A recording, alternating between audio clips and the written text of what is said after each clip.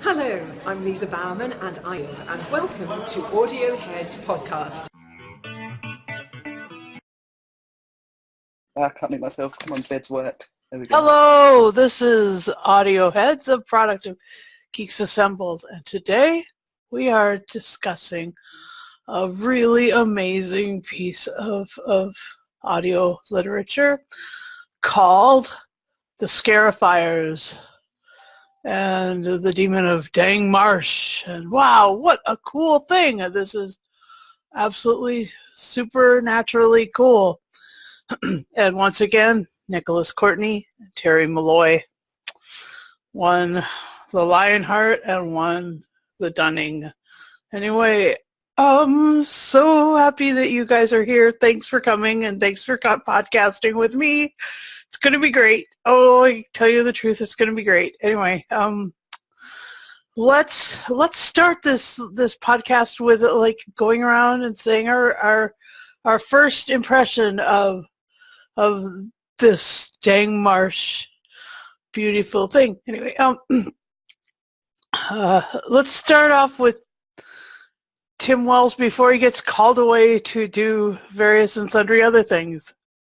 Please. Slinging cancer. Yeah, or something like that. I thought it was fun. I didn't get a chance to listen to the first one, I guess. Or I think I did listen to it years ago, but it was an interesting story. I like those kind of stories where you've got covens or weirdos doing all kinds of black magic or something. And I didn't really get where it was going. I thought it was very well made. I mean, as far as audios go, the cast was excellent, and the production was great.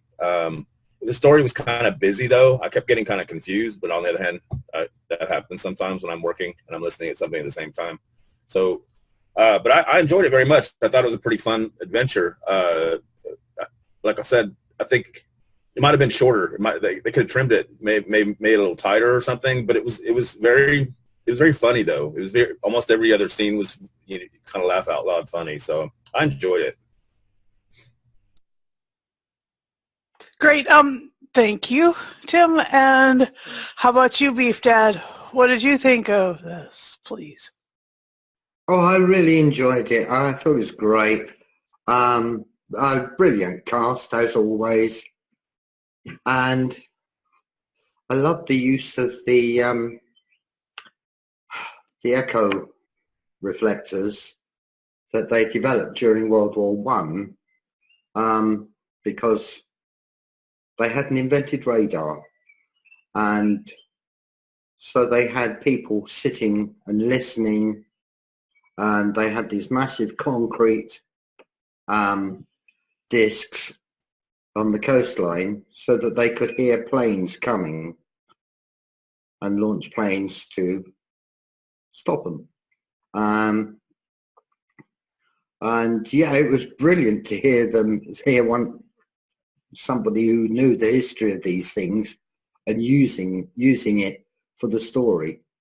Yeah, excellent performances as always from Nicholas Courtney and Terry Malloy and David Benson. Alistair Crowley turns up again. How nice. Yeah, the ladies in this were just absolutely brilliant. There wasn't a single weak spot with the ladies.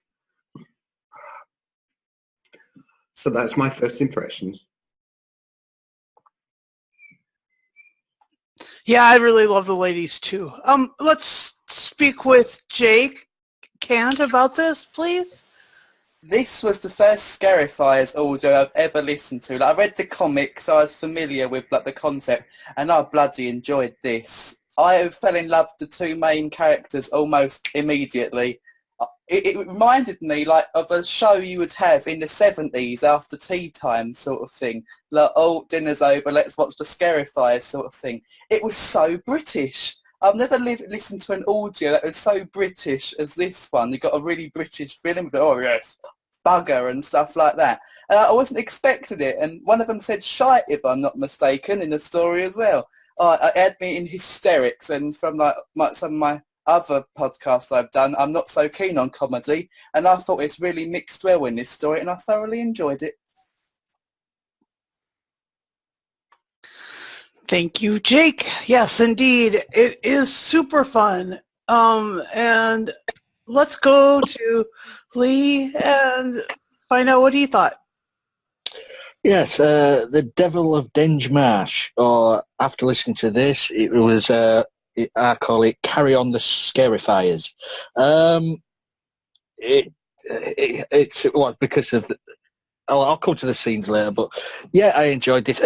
For me, though, it did start off a bit slow. It did take a while to get going into the story, but once it got there, it was non-stop. But yeah, I enjoyed this. It's a good follow-up to what we listened to last time. Nicholas Courtney, Terry Malloy, brilliant as ever. As I was listening to it, I thought, this is reminding me of Wicker Man. And then all of a sudden someone mentioned the Wicker Fish. So, yeah, totally up my street. Loved everything. As everybody says, I love these things with cults in it and all these cults and you add the humour into it.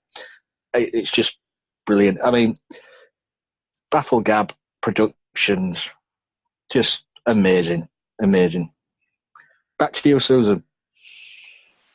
All right. Yeah. I was floored by the intricacy of the story. There was the stuff going on in London, the stuff going on in Denge Marsh, the stuff going on at the seaside, and it is very much like Carry On. I thought that Dunning and Lionheart, like when Dunning was left to the wells of the mermaid, quote unquote, with bunny rabbit ears, the mermaid, she had him, like, you know, at her will, and it was just hilarious. Like, yes, good that they had to separate, good that they were together, and I love the beast. Oh my gosh, the Kraken, whatever it is. Anyway, what were your favorite bits, fellas? Let's reverse order. Lee, please go.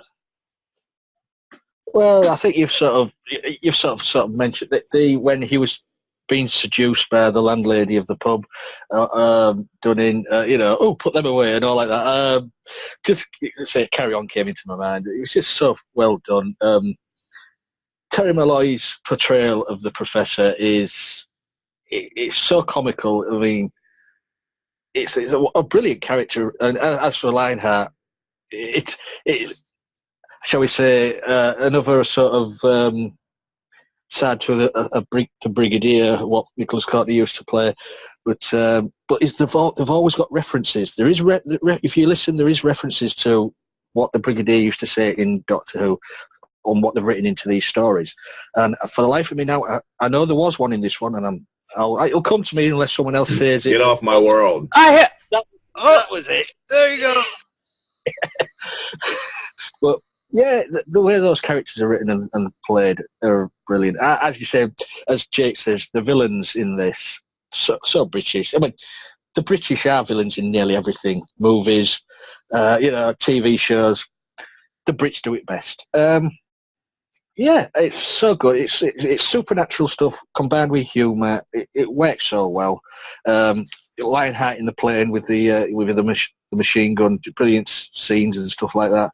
But yeah, I agree with Beef Dad about the listing domes as well. With that scene where Dunning had the headphones on and was sort of being taken over by what he was hearing through those, and how he was used by the cult leader to unleash the Devil of Denge Marsh was brilliant. So yeah, all the way through it was great. And as we say, the camp Alistair Cowley was back. Yeah, brilliantly played. Yeah, that's my say on the matter, Susan.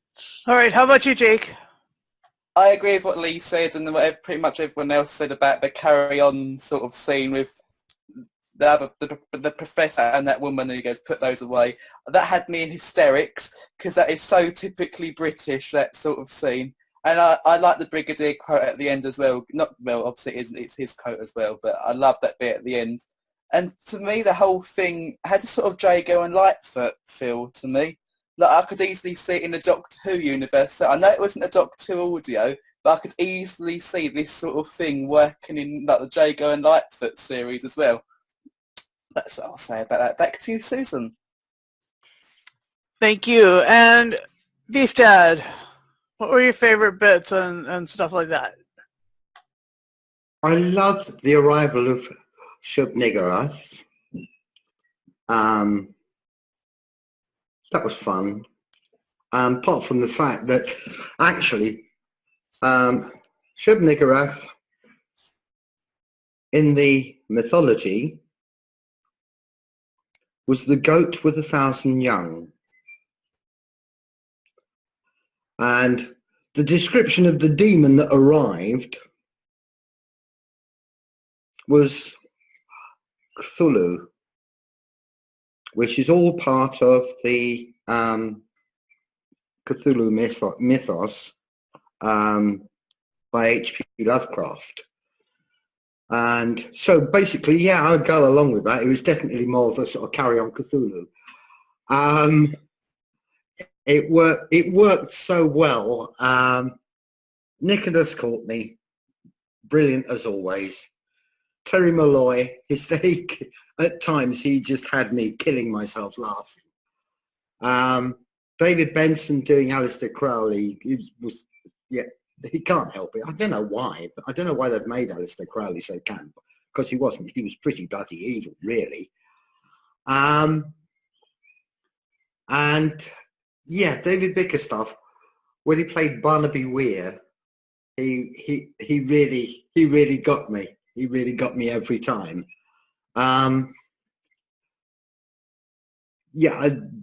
Catherine Jones playing Doreen Bradshaw. I mean, that was a performance and a half. That was just absolutely amazing. I loved it. But yeah, as I say, the earphones in the discs with it taking over, and then the appearance of Shub-Niggurath at the end was just absolutely amazing. That really was, and the describing that was done because there was very little in the way of, I mean, obviously you couldn't see, but the describing by the cast was done so brilliantly, and you could see it. You could see it. You could see all the tentacles. But as I say, Shub-Niggurath was a goat goddess, the goat with 1,000 young. The one with all the tentacles was Cthulhu. So they merged the two there quite neatly. But I feel fairly sure that at some point, just before it arrived, and they were calling to her, someone called out Shub-Niggurath, the goat with 1,000 young. Very well could have been, Beef Dad. The funny thing about that the fact that it's Cthulhu is because it was by the ocean, and they were doing that. They had to involve the ocean in some way. Anyway, let's. How about you, Tim? What were your favorite bits? Well, it'd probably have to be the Camp Crowley. I wasn't expecting that at all. It was pretty funny. I have a question though, because there's a voiceover at the end, which is obviously Sarah Sutton, that calls this a cosmic hobo production. So I'm wondering, was this acquired by Big Finish from a different company, or as we know, it's also sold by Bafflegab. Is it how did this happen? Because some of these are as far back as 10, 12 years ago. It was produced by someone else, and then Bafflegab has the rights to distribute, as does Big Finish. There are 8 or there's 10 of them. 10 stories, and they're I think at some point David Warner replaced definitely Nick Courtney.